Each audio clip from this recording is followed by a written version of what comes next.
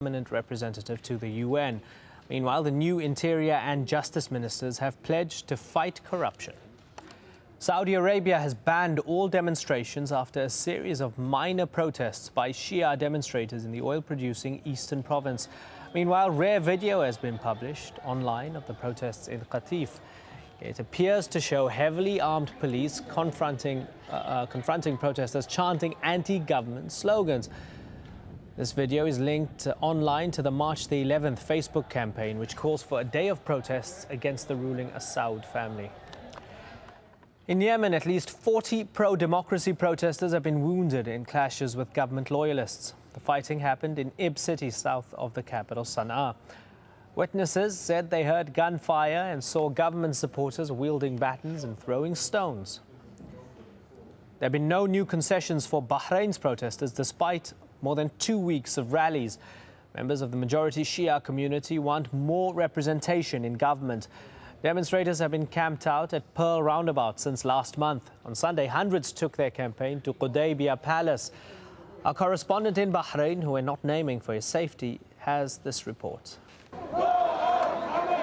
Calling for the overthrow of Bahrain's ruler, King Hamad. They're headed for Pearl Roundabout. It's been occupied by pro-democracy protesters for nearly 3 weeks. Shia opposition figures say that after years of repression and the killing of 7 protesters last month, it's time for change. Sunday started with a demonstration outside the palace where weekly cabinet meetings happen. Sunni and Shia leaders denounced the Prime Minister, the King's uncle, who's been in power for over 4 decades. And they called for foreigners given jobs in the security forces to be expelled from the country, saying the majority Shia population here is being squeezed out of public sector jobs. Hours later, the government reiterated people's right to freedom of expression, but everyone's waiting to see if they offer real concessions.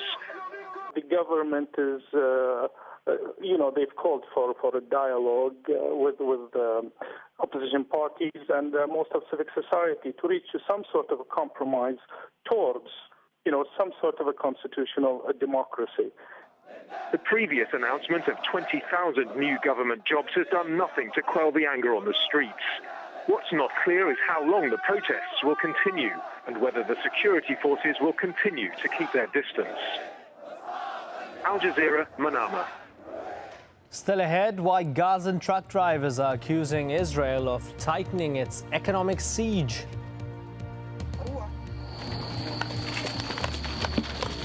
And we go gecko hunting in Indonesia. Stay with us.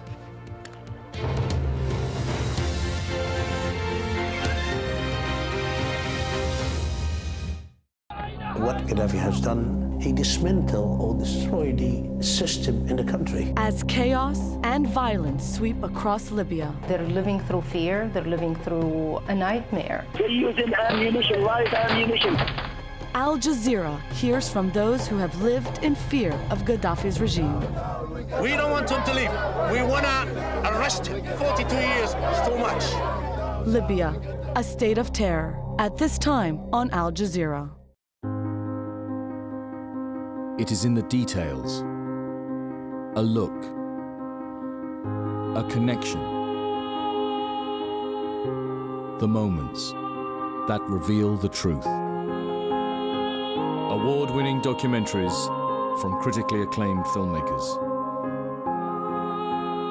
Witness documentaries to open your eyes. At this time on Al Jazeera.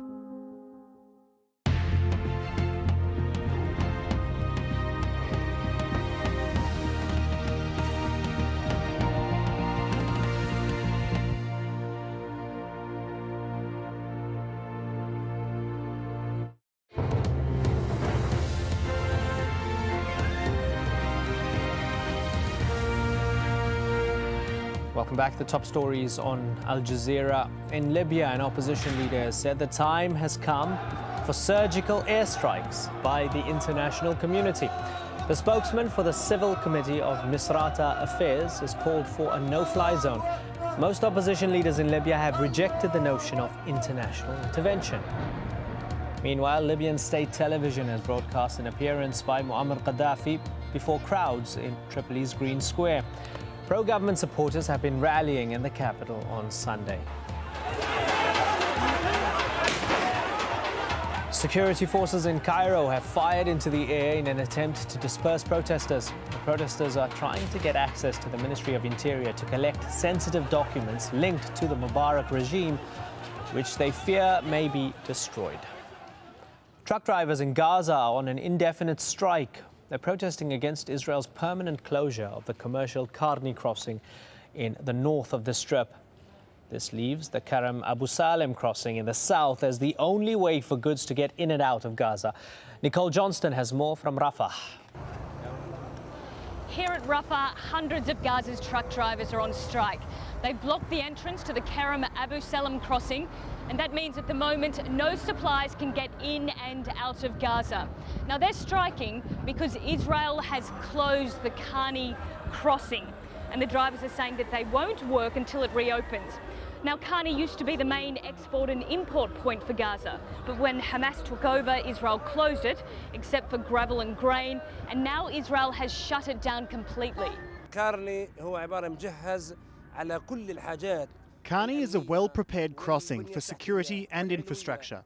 It's cheaper. It's closer to the city, to the factories, to the warehouses, and to the wholesalers. In addition, from the Israeli seaport to the crossing, it's only 35 to 40 kilometres. But Karam Abu Salem is 3 times further than Karni, and its capacity is very limited. It's also more expensive. Now, Israel says that it's closed the Karni crossing for security reasons and that it's expanding the capacity of the Karam Abu Salem crossing. But for people in Gaza, that's not enough, and businessmen and drivers here, they don't believe Israel. They say that they had a perfectly good crossing in the first place that never should have been closed, and that this is in fact another attempt by Israel to tighten the siege. Nicole Johnston, AlJazeera, Rafah. Afghan President Hamid Karzai has rejected a U.S. apology for the mistaken killing of 9 Afghan boys in a NATO airstrike last week. It comes as hundreds of protesters took to the streets of Kabul on Sunday to demonstrate against U.S. military operations in the country. A statement from Karzai's office said the president had told General David Petraeus, who's the top commander of coalition forces in Afghanistan, that civilian deaths in his country are no longer acceptable and that expressing regret was not sufficient. Japan's foreign minister has resigned after accepting a political donation from a foreign national, which is illegal in Japan. On Friday, Seiji Maihara admitted he received money from a Korean resident in Japan. His departure is a blow for Japan's embattled Prime Minister Naoto Kan, who's facing a divided party, deep economic problems and political deadlock over this year's budget. India's Prime Minister is also under pressure. The leader of India's main opposition party, the BJP, has hit out at Manmohan Singh, accusing him of indecisiveness and an inability to tackle corruption. It follows a string of recent corruption scandals involving top officials and ministers. They are not able to take any clear-cut decision on any important issue. That is very clear. And the Prime Minister himself expressed helplessness. You have seen the Prime Minister